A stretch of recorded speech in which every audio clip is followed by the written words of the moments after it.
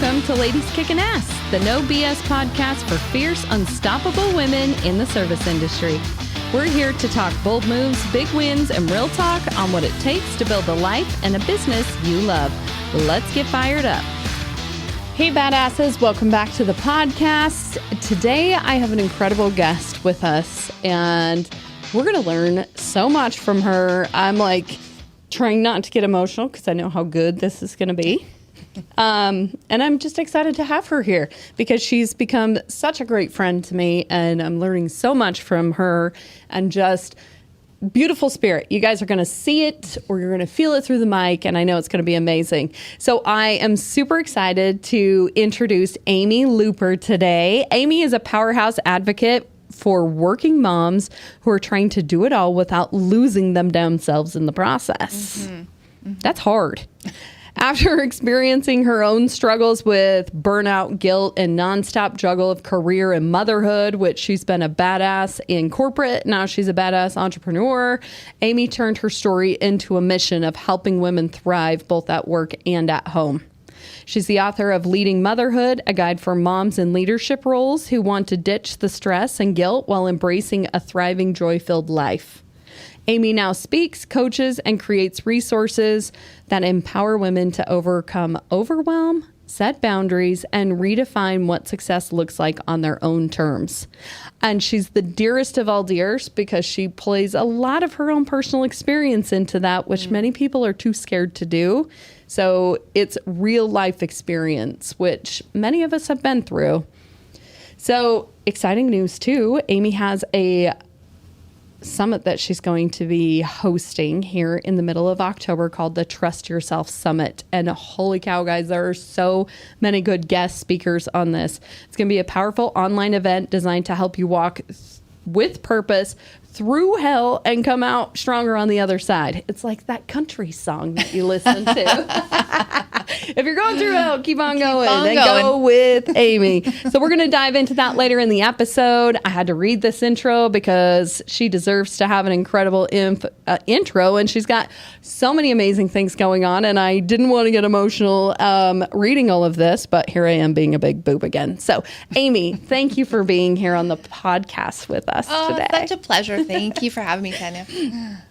So for those who don't know you yet, can you share a little bit about yourself, your background, and why you've chosen to go into this line of work? Yeah, so I've been running Resilient Growth for the last 6 years. Prior to that, I was in corporate sales for a long time, ran sales teams, sold cybersecurity, healthcare IT, et cetera, et cetera. And I had young kids back then.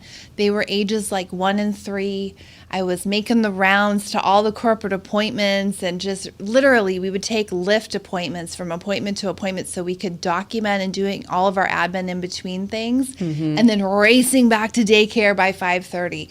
And eventually I was like, what am I doing? Right? So then I was like, let's just take those skills. Let's figure it out. And I literally 2 weeks before the pandemic exited the #1 cybersecurity company of the world. It's an amazing technology to sell, but I just felt this calling that there was something greater for me.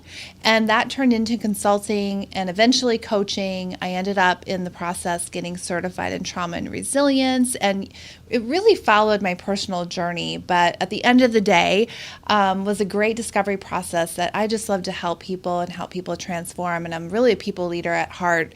And so just took everything that I knew and put it all together, and it just keeps transforming and evolving.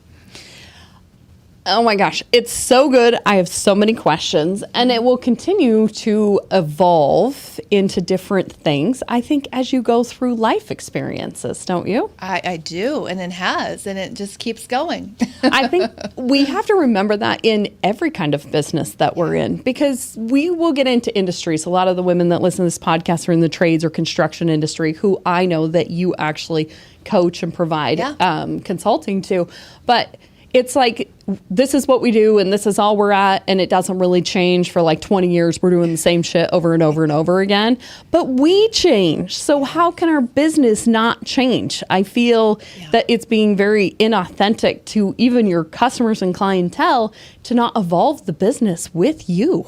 Right. I mean, the definition of insanity, right? Doing the same thing. And I think we see that in a lot of traditional business models, right? Yeah. It's like, well, we've always done it this way. It works. We don't want to upset the process. In construction, we're managing projects, and collections is number one, and all the things that sometimes don't necessarily lend themselves to innovation. Yeah.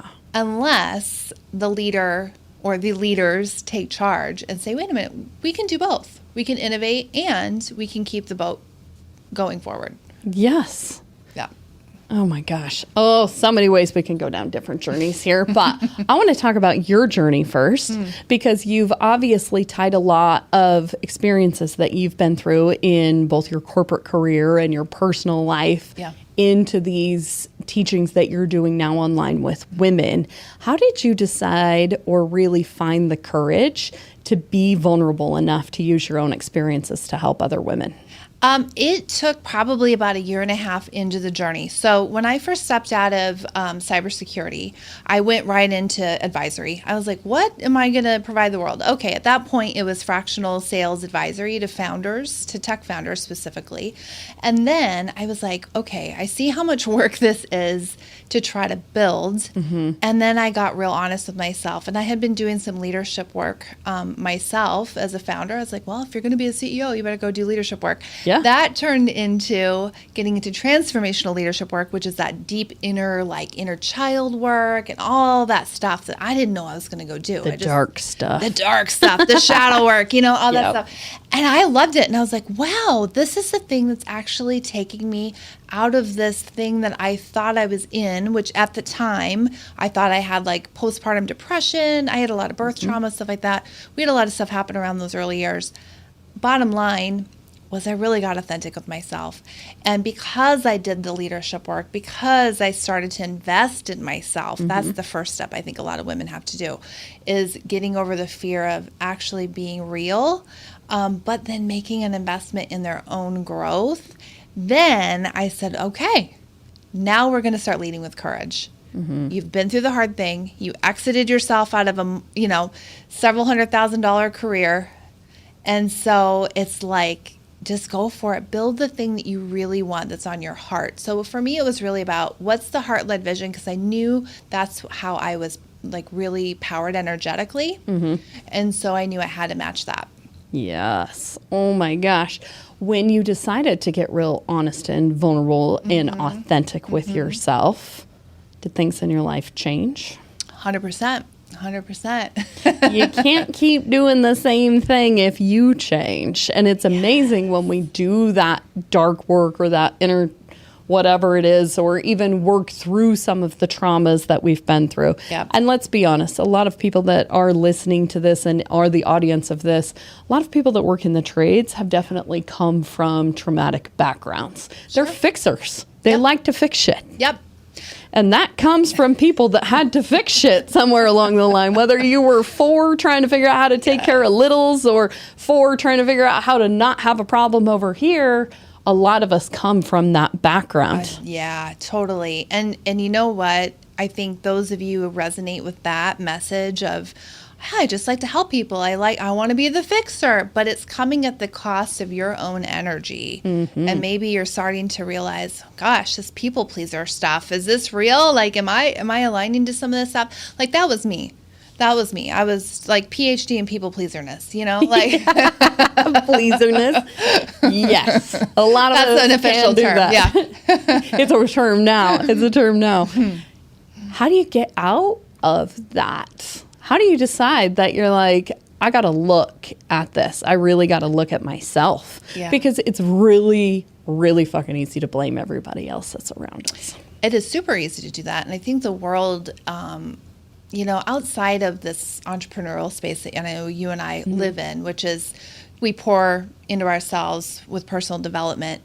And so people that do that are typically have broken through this victim mindset. But a lot of the rest of the world says, well, you should be a victim. You should feel sorry for yourself. There's been injustice and inequality and all the things. Okay, yes, and Yeah.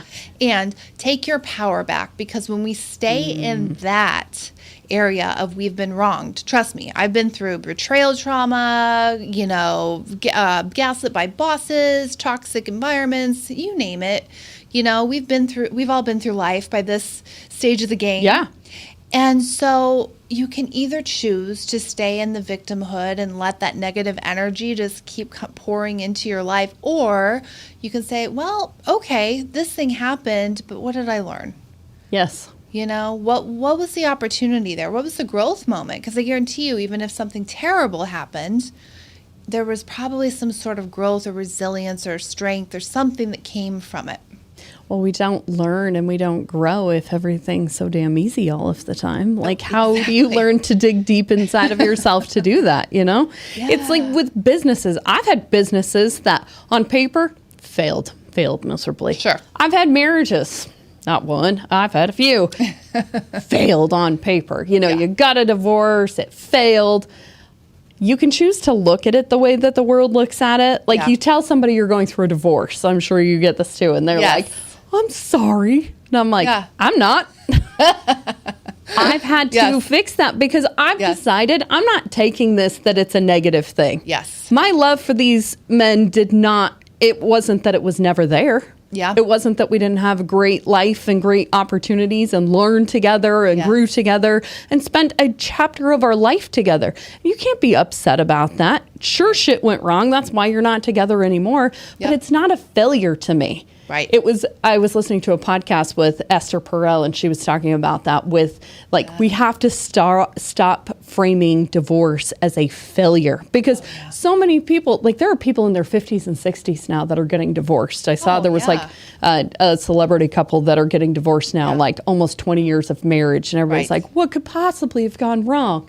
Lots of things could have, but it's none of our business what went wrong, first of all. Second of all, they spent 20 years together. Yes. That's a huge portion of time that you learned from someone. You learned how to do things better because of this someone. You've learned in discovery of your own self. Yes. I'm a completely different human today than I was the girl that got married to my husband even 7 years ago, because of the things that we've poured in and we've worked on ourselves. Yeah. What worked then doesn't work now. That does not mean it's a failure to you. Yeah. Exactly. And I think so on the divorce front, let's just stop there, because we could go down many things there. On the divorce front, you utter the word D, and when the D comes out, you see people's reaction, and they're like, "Oh, we can't talk." It's the weirdest, it's the weirdest thing ever, unless you've gone through it. But for those of you listening, we're okay. Yeah, and you've gone through it, you're just like, I don't have a disease. It's like and we're in better eyes is if you're like, it's okay, we're working through this together. It just wasn't working out for us anymore, and people are like, oh, then why wouldn't you stay married? It's very interesting, the responses, but it is totally. But people make these decisions on so many levels, and sometimes it's one partner that makes the decision, sometimes it's both. Whatever it is, it's their business. But if you're going through that today, it is the mountains you move in that process will strengthen you, whether you want it to or not. Yeah. Right? Yes. Because there's just so many things. There's so much uncertainty. There's so many just logistics you have to move at one time. And by the way, you're probably processing quite a bit of trauma for whatever didn't work out in the relationship. Sure. And you're probably putting on a smile for your kids, trying to let them know it's going to be okay, when maybe things are falling apart behind the scenes, but you're still putting on the smile for your kids, for your company, etc. So it is a strengthening exercise. I think a lot of times for us women, it can be a huge gift. I know in my case, it is a huge gift, actually. Freedom from a lot of things. So I think, I think these things grow us. It's weird how it's weird how life works sometimes, It is. It is. And it's being vulnerable enough to talk about those things, I think as women in society as general, we hamper ourselves and each other so much more. I really, truly feel like this. I work in a super male-dominant, males everywhere. There's men everywhere. there is men will go into a room and be like, I did this. And they'll high five each other and ask them how the fuck they did it. And women will go into a room and they're like, so I did this. Yeah. And they're very quiet about it. And then they want to skip over it and talk about all the traumas and dramas and all this other bullshit that's going on. Yes. What are we celebrating? What are we continuing to perpetuate? The win or the frustrations and the drama? Yeah. And it's how do you get into circles and have conversations like this with women where you've been my sister through this situation. We've been navigating this together in our lives. And it's been so awesome to bounce those things off of each other. And even friends that have been through it before or haven't even been through a divorce that you can be very vulnerable with and have conversations with. Yeah. It's lifting each other up instead of being like, oh, what'd he say to you today? Blah, blah, blah. And we talk about all the shit that's going on behind the scenes, which we all know is there. Right. But we never have those conversations because it's like, this is how I'm growing out of what I just recently experienced. The conversations change when we as women start bringing the solutions to the table. Yes. Or the advice or the support instead of just the problems. And I think we can start doing that when we sit down with ourselves and start realizing what we're actually doing. Because I guarantee you, you're moving mountains. I know I've been moving mountains. And in fact, I took my kids to the jumpy pad place the other day, and I just sat there for over an hour. I just let the pen to paper go. And I just wrote down everything in the last 12 months that I had actually been through and navigated and figured out. And it started with my favorite dog dying on my daughter's birthday last year at the same time that my partner had thrown up his hands and was like, let's move on with this in this way. And then it was like, oh my gosh, your whole world crumbles because it's expectations. Yeah. But then you got to go through all the logistics of all the things. And, we won't get into all those details because there's too many. But nonetheless, it's Mount Everest, topped on Mount Everest, topped on Mount Everest. Yeah. And you're like, holy shit. Like, what in the hell did we just navigate in less than 9 months? Mm-hmm. It is rebirth. Yeah. It is rebirth. Whether you wanted to or not. Whether you needed it, but your soul probably needed the rebirth. Yes. But it's painful. Sure. But there's no, but in the pain, we get refinement. The diamonds get shinier. Like, we can use all the analogies, but it truly is a gift of growth. It is. And I think the tough things that women go through is what grows them. Mm-hmm. There can be this complacency where we're comfortable and it's okay to just be, and that makes me feel uncomfortable as hell. Yeah. I'm glad you brought that up because the other day, and I'll be vulnerable and share the story, I was sobbing. I have sobbed a lot lately. Like, it's just kind of but I do it purposefully of just like let it out of my body, let go of the inflammation, and just let go of the emotions. Don't stuff it, right? Sure, yeah. And I do somatic work to do this. I do deep breathing. I do it before the kids get out. All that kind of stuff, right? It's a really healthy practice to just process. But I was just sobbing of really what the core issue was. My back was hurting, my hip was hurting. Now, I teach somatic stuff, which means I know how the emotions map to the body. And when your lower back really hurts and you're going through this kind of trauma, it's oftentimes fear.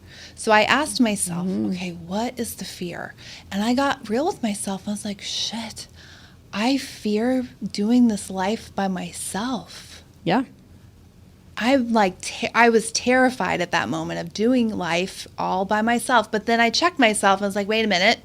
You've been doing life ever since these kids were born by yourself. Let's be real. Yeah. But you can have those waves, and it's important to do that. The old adage of the body keeps a score. Yep. It's okay to let it out. You need to let it out. You have to. You have to. Yeah. I realized more than ever in my last relationship, and still currently, because we're still in the midst of all of this, is that there was so much shit that both of us carried from previous things and previous relationships and previous whatevers that none of us took care of, that we took out on each other. And it can truly be, like we've talked about so much, that codependency and different kinds of whatever the trauma was beforehand that kind of bonded you together, but was also a massive fucking distraction of anything productive ever really occurring. And I think that's one of the most beautiful things, you know, before we hit this, we're like, we're not dating forever. We need at least 2 years to take care of this first. Yeah. I look forward to that. Mm-hmm. At the same time, I have that fear. I have that pain. I have that shit because I know what I have to look at. Yeah. Yeah.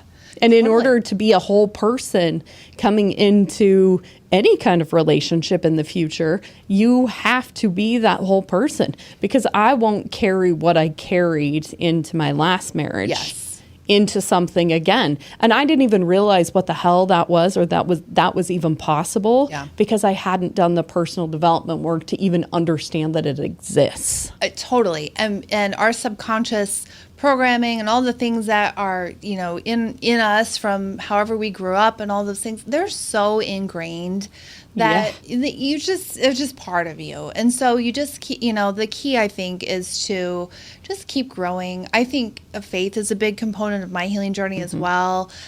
Doing the internal work, and then just keep going. And the first, I talk a lot about the 5 cornerstones of resilience. The first step is courage. And courage meaning stretch yourself. When you feel like, you know, today courage might mean for you like getting out of bed. Like there's days where you have that. But also there might be days where you're like, I just rocked it. And now courage is, I'm going to go on a trip, or I'm going to go invest in myself here, or I'm going to take my business to the next level, or I'm going to start a new niche focus on my business, or whatever it is. Yeah. Like just taking those leaps of faith where you can't see what's in front of you. You don't know what's going to be the result, but you just feel it. You know it in your heart that you got to go in that direction and let it figure itself out. Yes. Oh, I love that. Because all I could think of when you were saying that was, one, we're going to talk about investing in yourself, but looking at investing in yourself as a woman, which most women suck at. Yes.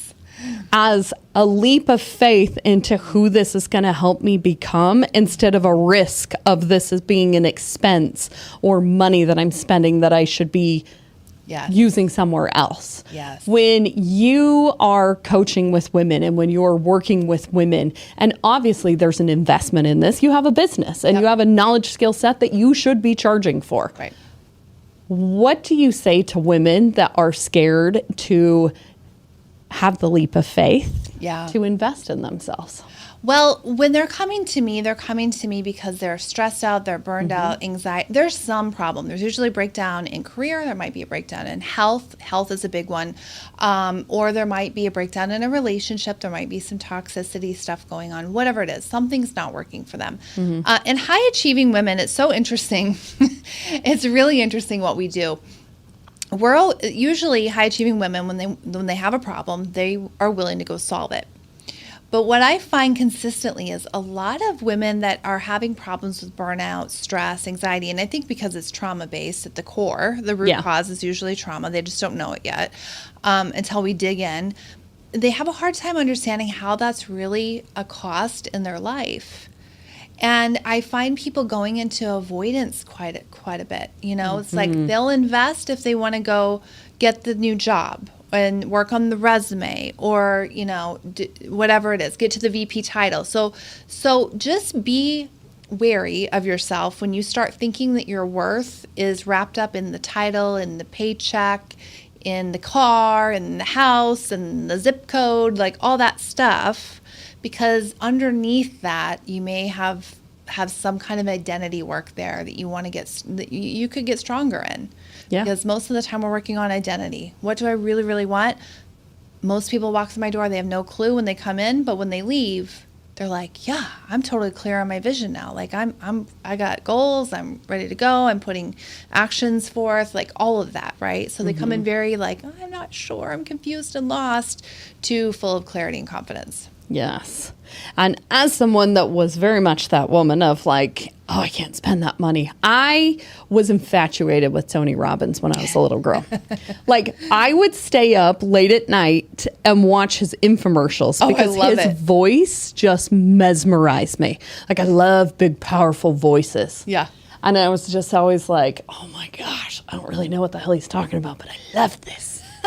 And so I always had like this, like Tony Robbins was like the pinnacle for me to like, I really want to go to Tony Robbins someday. If you look at Tony Robbins stuff, I was like, oh, damn, that's expensive too, right? Yeah. COVID was like the biggest blessing ever because they did a UPW that was virtual. Okay. And I remember sitting in the booth at Oregano's waiting for my friend to get there, and I just bought the ticket. It was like $350. Yeah. And that was the first real personal development I had, or investment I felt like in myself that I had ever spent. And $350 in comparison to what I spend on that now was nothing, right? Right. But it was so amazing because when I did this, it was virtual. It was in my house. And I remember Jake at the time was like, what is this? Drinking the Kool-Aid shit, you know, like weird Tony Robbins, you know, like I think my dad used to listen to his personal power tapes. This is weird. He had the other side of this, right? And I was like, well, you can do it with me or not or whatever, but this is what I'm going to be doing for the next 4 days. So leave me alone, right? He joined in. About day 1, day 2, day 3. By the end of UPW, you're so fucking sore because they're up, down, all this like physical work too. Yeah. It was incredible. And it really was for us in our relationship at that point in time. I don't think our relationship would have lasted the 7 years that it did had we not decided to invest in that. Yeah. And it was really a decision that I made for myself that ended up being a great investment for us as a couple, really for us as a family. And then we did all the other ones, Stay with Destiny, everything just came on as on TV that you could do it virtually. Yeah. So we were able to go through all of his programs and they were so great. And when we did UPW for the second time, we got our kids involved with it. Awesome. And when they do like breaking the board thing, and it was so cool that we even like made it on the big screen thing that they were doing everything with, because we had, our kids were now interested in what it was. Yeah. And the kids wanted to be involved. And now, like, as my daughter is growing up, she's watched her mother in all the things that she can think of. Like, we listen to Growth Day every morning in the car going to school. Like, they're just used to this. This is part of what they do, that they understand that this has just become part of their life, where for us, it was something like so far-fetched and so crazy. So I think a lot of times as women, we have to really understand, like, just like these trees here, like you are that tree standing there, but there are roots everywhere. Yeah, that's it. And it infiltrates the roots and it changes families. Oh, 100%.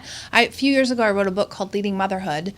Still on Amazon, but check it out. We'll put a show link in there. You can check it out. It's a journal. It's a book and a journal. But at that point, I had gone through a lot of life. But I knew that I needed to strengthen things like boundaries and knowing what I wanted and needed, and standing up for those kind of things, and not just bending over backwards and trying to reduce the chaos and people pleasing, and all that kind of stuff. My point is in order to lead, even if you're like, I don't want to be a corporate leader or a business leader, but I have a family. Well, you're a leader of your family, but it takes you to lead it. And some of us need to also break generational patterns of dysfunctional behavior. And so if you're in that too, it's not going to just happen. You have to do the work and then be in congruency with how you're leading each and every day, like you're doing. I love that. Like, the first 7 minutes of my morning, I love to plug into things that are abundant, like really just, not going to my phone, not looking at the news, but going outside, looking at like the world's growing around me. No matter the chaos I've been in all year, it's like, nope, the world is continuing, and you get your mind out of that negativity bias. Yeah. And you're able to then focus, go up in prayer, journal, like all of these kind of things are all good to help grow through those times that are really difficult. Yeah. And sometimes in the morning, you do wake up in that negative bias and you need to just get it out. Yes. Sometimes I have mean journaling in the morning. I do. I wake up, like sometimes maybe you go to bed with like a bad thought, or maybe you have like a bad dream or something if your mind's all wild and crazy like mine is. And you wake up and you're just kind of like, oh, what the hell? Yes. But getting it out of my body and putting it somewhere else gives me the opportunity to not dwell on that shit all day. I use an app called otter.ai, and it's free. And I will often, especially in the car if I'm alone, I've had to process through a lot of recovery. I'm recovering from an emotionally abusive situation. And I call it what it is because it is what it is. And I had to really learn to, really state my feelings. I went into coach mode with myself a lot, where I'd explain behaviors and I'd psychoanalyze and I'd do all that stuff. But what I was avoiding was actually like, how am I doing? Like, how am I really feeling? So I go into Otter, and sometimes I do it daily. Sometimes I do it a couple times a week or just a couple times a month, however I'm feeling. But I'll just go in there and leave myself a voice note of like, this is what I'm really processing. Because I've had to process some wild stuff. It's not the norm. But because I'm processing wild stuff, it's like so helpful to use your voice in a safe way. When sometimes you can't really tell anyone in a safe way, but you have to just let it out. These are ways that you can really get through those times. Yeah. Utilize the tools that are out there. There's so many of them. Yeah. Oh, so many of them. Well, thank you for talking on that subject because God knows we're all going through our own shit in our own way. So everybody can take that for what it is and whatever thing that people are struggling with, Like, if you were to give women 2 to 3 tools that they could really use, Otter was a great one. I never even really thought about that. I've been using ChatGPT to help me from saying things I shouldn't say to people. 100%. That is a great revision. Revise your words. Yes. Yeah. This is how I really feel. Yes. Firm but fair. And this is the type of personality I'm needing to communicate with. It is beautiful in how it revises things. Yes. That's why, like, if you can't afford something, that shit's free now. Yeah. Like, jump onto something and have it just kind of walk through things with you. I love it. It's so cool. What are a couple other tools that women that maybe they find themselves super stretched thin and they're like on the verge of being like throwing their hands up, fuck it, I don't want to do it anymore. What would you tell them to use or to do? A few things. So number one, start a brag book. People just kind of look at me funny when I say that, but like start a brag book. Go to TJ, go to Marshall's, get a cute book. Mine's leopard. I love it. And because it's like, I just need to write in there every morning for just a minute. And the reason why, and if you're not a journaler, this is the important part about writing. Get out the old pen and actually put pen to paper because from a neuroscience perspective, you're really processing a lot there with your muscles, with your eye coordination, like everything. So write down the thing that you achieved maybe the day before or the progress you're making in something. Right? It doesn't have to be like an achievement, but just write the things that are going well. Focus on the things that are moving forward. Maybe it's like you had lunch with your daughter. Recognize that. Write it down.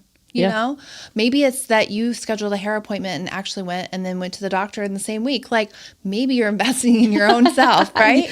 Wow. I know. It's a big week, right? Dentist and the hair. Yeah. Right. So that's one tool and it's so easy to do. The other thing I would say is focus on the top 3 things that you need to do in a day, according to your vision. Now, some of you may or may not have a vision. A lot of people don't. It's amazing when I coach people how sometimes we're so in the trenches of reacting and responding to life. So if you don't know where you're going and know what you want to create, you need to get that. You need to really ask yourself that hard question of like, what do I want to create the rest of my life? Or in the next year or in the next 3 years? So that you can start to make sure that your day is really productive. Yes. Yeah. And there's a Resilient Growth Journal. I can send you guys a link you can just have to use. And I help people just really focus on that because you don't have to overdo it. You don't have to stretch yourself thin, but you do need to delegate in order to probably take care of a lot of your life. Sure. This will help you prioritize and then only focus on the things that are going to move the needle. Yes. Needle movers. We love those.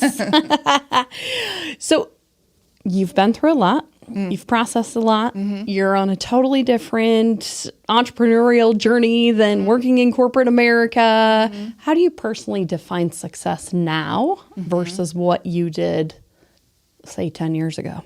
You know, honestly, before I was in corporate sales, all of that world is based on numbers. It's number, revenue, bonus, president's club. I've won all that stuff. Like I won a car from a company once. Like I knew I could do that stuff. It was like, okay, what's next? Yeah. So it was not really like that thrilling anymore, because for me, it's all about, are my kids good? Yeah. I am mama bear 100%. So it's like, that's success. If my kids are happy and healthy and thriving, and I'm also happy, healthy, and thriving, then that's success. Yeah. So for me, it doesn't matter if I'm doing a W-2 or my own business. It's like, what's going to work in this season in order to make sure that our well-being, like we're thriving as a family, with well-being. Yeah. Oh, it's amazing how that changes as you get older. Well, you can't take it with you. You can't take anything with you, but you can leave a legacy impact of the way of being, right? With your kids and those memories and all that stuff. It matters. Yes. I was just having a conversation with my coach today about the topic of legacy and how I feel really pulled to the speaking opportunities that I have to talk more about that from a woman's perspective. Yeah. Because we hear legacy or legacy planning or whatever, and it's very masculine. And it's very often spoken from a male's perspective. And I respect the hell out of men. So this isn't a dig at that at all.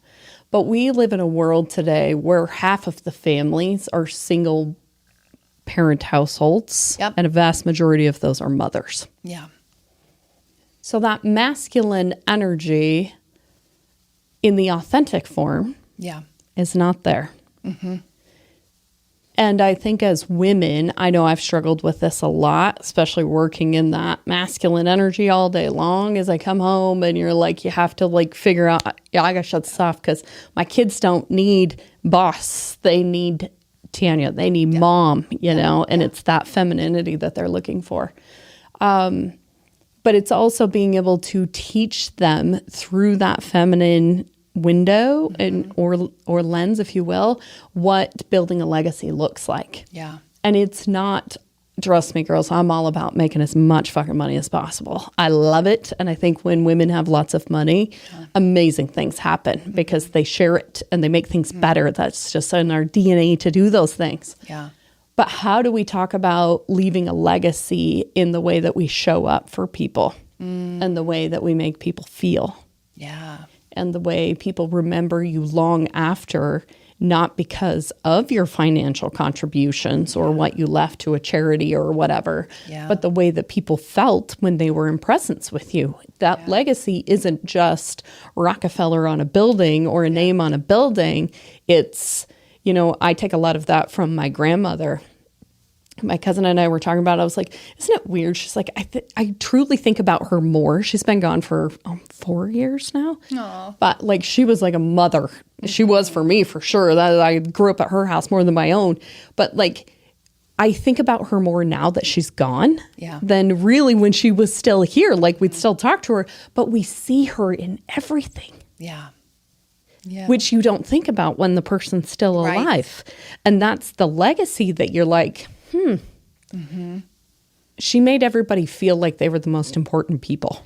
Yeah. And it was in like the littlest nuances of stuff. Like she loved like prisms, like hanging from her window.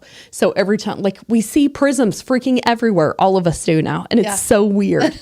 Like, the rainbows and thinking about the stories that she told us. None of this was financial based. Yeah. When my grandma passed away, she didn't have any money. Oh, yeah.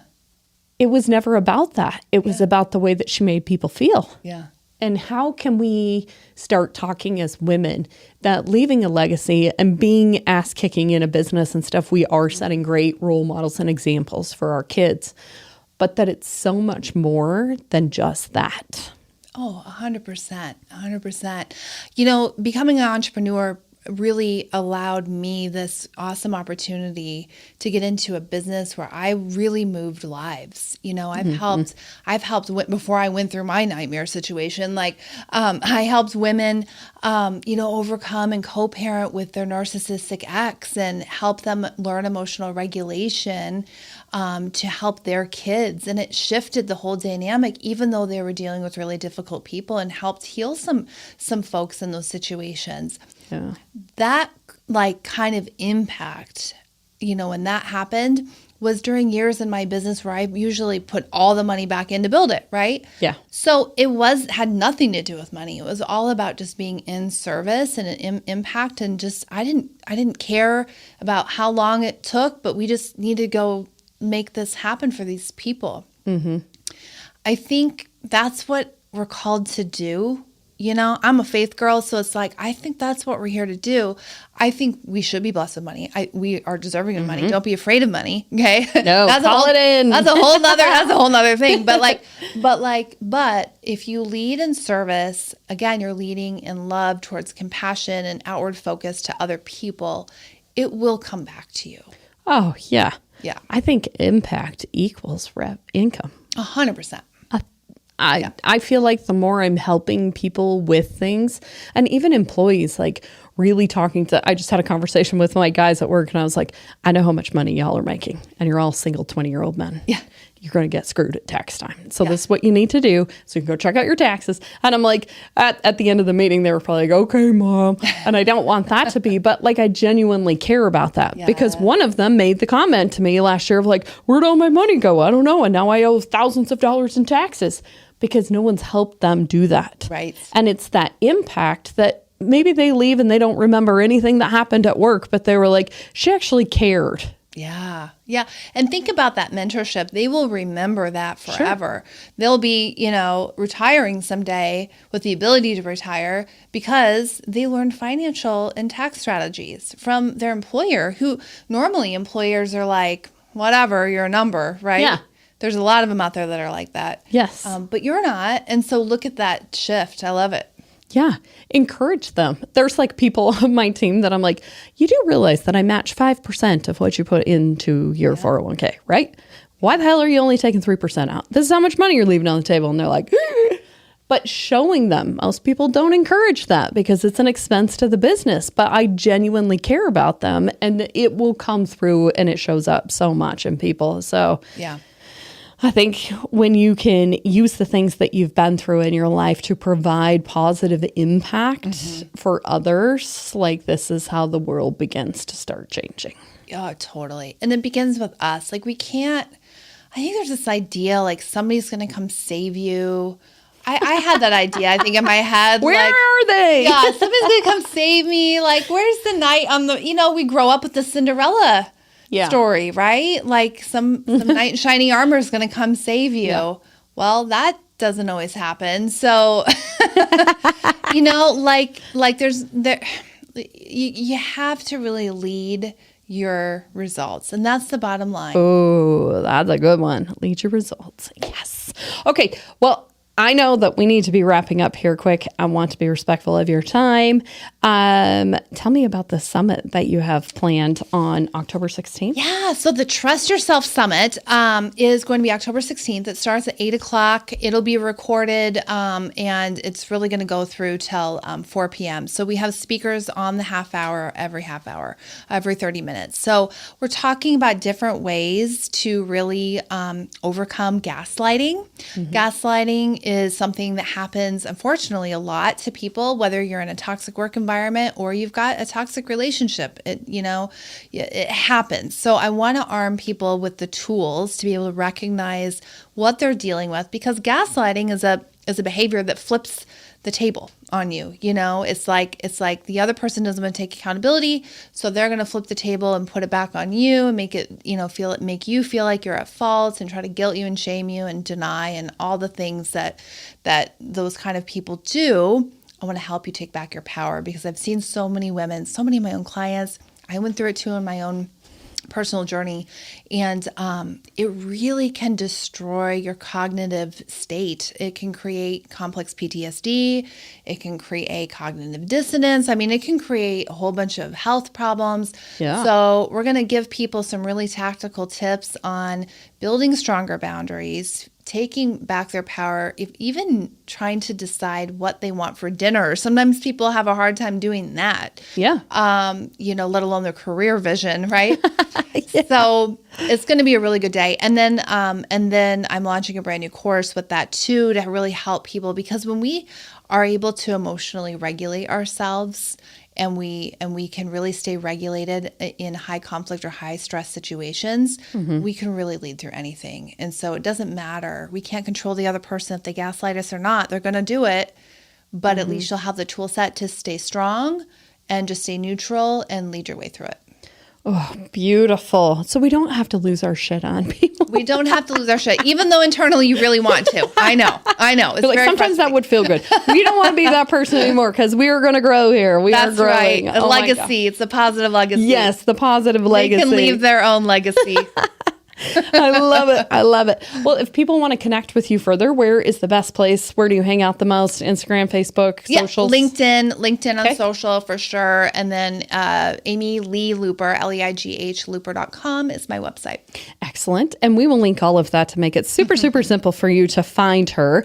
Well, at the end of every podcast, we have to ask this question because it's fascinating to me how people resonate with what this community is all about.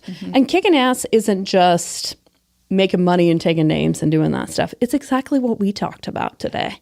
Because in order for you to make all the money and to kick ass, you got to be okay up here and in here. Yes. To even realize that you're doing it in the first place. Yes. So when you hear the phrase ladies kicking ass, what does that mean to you in your life? I think ladies kicking ass means that they are living to their most fulfilling, authentic alignment, whatever that is, and not according to anybody else's expectations.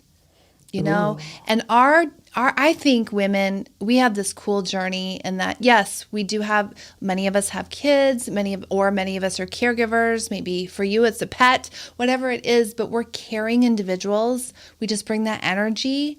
And so you might see your career go a million different directions, and that's beautiful, honestly, because you're going to gain skills no matter where you go, and you're so much more than your title. Yes. Oh, so good. Thank you so much, Amy. This was the best. So good. So good. Well, ladies, you've heard it. We've all been through our own shit, and we're all still here showing up, doing the best that we can every day. I know that I took a bajillion nuggets out of that. I know this is going to be a very, very popular podcast because we haven't had a conversation like this for a really long time. So thank you for your vulnerability. And in order for all of us to change, we really have to do just that. Like, we just have to get vulnerable and really fucking honest with ourselves and look in the mirror, because we're not escaping this. Like, we're not getting away from this. And I heard this once at an event I was at, and it was with Ed Milet, and he said that someone had challenged him saying, when was the last time you really looked yourself in the eye and really talked to yourself? I dare you to try to do that without just starting to start crying, because it is so emotional and it's so impactful. Yeah. But if we would do that more often, like, holy shit, it's just checking into yourself. So often we're just like, we're fine, we're this. And you really lock your eyes like that, to me, is such a soul connection with people. Do it with yourself, though, because we don't do it enough. So that's my challenge for you today. And until next time, own the hell out of your dreams and keep kicking ass. That's a wrap, ladies. Now go out there, own the hell out of your dreams, and keep kicking ass. Want to keep this fire going? Connect with us on social. All the links are in the show notes. And if you're ready for a sisterhood that levels up life and business, be sure to check out Badass Inner Circle. Stay bold, stay fierce, and be unapologetically you. I'll catch you on the next episode. Let's do this.